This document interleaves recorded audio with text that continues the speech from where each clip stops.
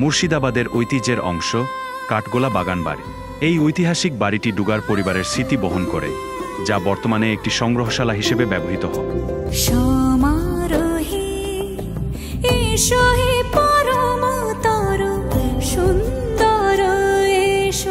কাঠগোলা নামটি এসেছে কাঠগোলাপ থেকে, কারণ একসময় এখানে কাঠগোলাপ গাছ প্রচুর পরিমাণে ছিল। এটি আগে কাঠগোলাপ গার্ডেন নামে পরিচিত ছিল।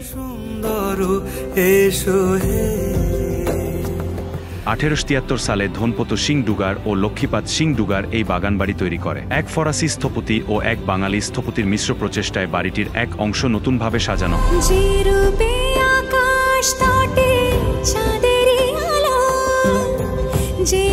এখানে আপনি দৃষ্টিনন্দন ঝাড়বাতি, প্রাচীন আসবাবপত্র এবং আয়না দেখতে পাবেন।